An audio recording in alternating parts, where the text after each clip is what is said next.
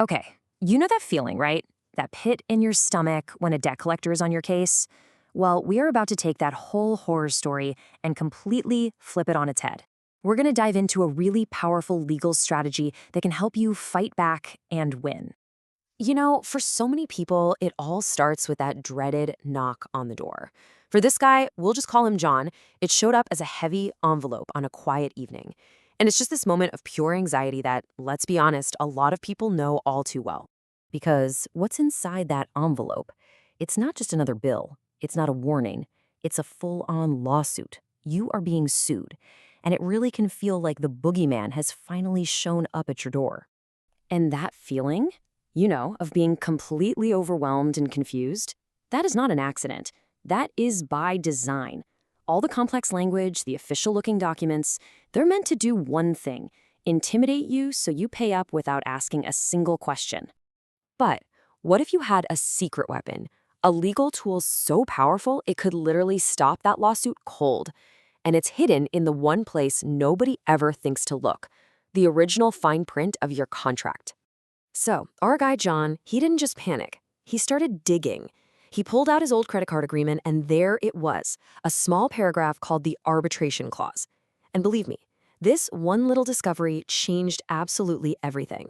So what is this thing? Well, to put it simply, it's a part of the contract where you and the original company agreed way back when that if you ever had a dispute, you'd handle it with a private, neutral decision maker, an arbitrator, instead of going to court. Now, fun fact, companies put these in there to avoid big, expensive class action lawsuits. But, as we're about to see, you can turn that same clause into a powerful tool for yourself. And here is the absolute key. When a debt collection company buys your old debt, they don't just buy the right to collect the money, they buy the entire original contract. There's a legal principle called successor liability, and it basically means they're handcuffed to all the original terms, including that arbitration clause that they would really, really rather ignore. So this small clause, it completely flips the script. It forces the fight off the debt collector's home turf, which is the courtroom, and moves it to an arena where they have a massive disadvantage. Let's just break this down. For debt collectors, court is like a factory. It's cheap, it's fast, and they can process hundreds of cases in bulk. Private arbitration, it's the exact opposite. It's slow, it's private, and it's incredibly expensive for them, which just completely shatters their whole business model. And let's talk about that cost. To even begin the arbitration process, the debt collector might have to pay a filing fee of up to $2,000. I mean, think about that for a second. They could be suing you for, say, $500, but they'd have to spend 4 times that amount just to get started. The math just doesn't work for them. It makes no sense. Okay, so this isn't just some vague idea. It's a clear 4-step counterattack. Step 1, find the arbitration clause in your agreement. Step 2, in your official response to the lawsuit, you state that you demand arbitration. 3, you file a formal motion to compel arbitration.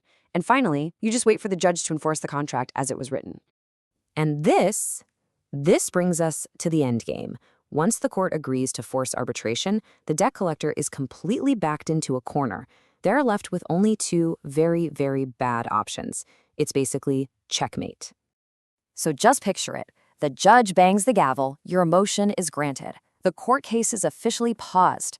The collector is now legally required to start that expensive, super time-consuming arbitration process if they want to keep going. The ball is 100% in their court. So what does our boogeyman do now? Are they really going to spend thousands of dollars to chase a few hundred? Or are they going to cut their losses and just walk away? I'll tell you what, their entire business model is screaming at them to run. In the vast, vast majority of cases, they do absolutely nothing. The economics are just a disaster for them. So after they fail to start the arbitration, you can go back to the judge and ask for the case to be dismissed with prejudice. And that's just legal speak for game over. It means they can never, ever sue you for that specific debt again. Now, let's say, in the very rare event they call your bluff and actually file for arbitration, you're still in a great position.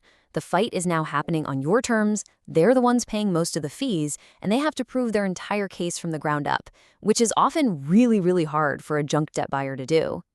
So, when all is said and done, what's the big takeaway here? Why is this strategy so important to know about? Well, John's story proves you don't need a ton of money to fight back. What you need is knowledge of your rights and the determination to actually use them.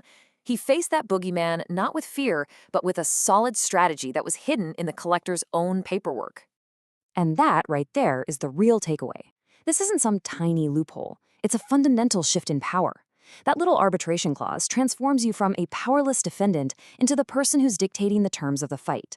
It gives you real, actual leverage against a system that's built on intimidation. And it just leaves you with one final fascinating thought. If a tool this powerful can be found buried in the fine print of an old credit card contract, what other rights and protections are just sitting there, hidden in plain sight, just waiting for us to find them?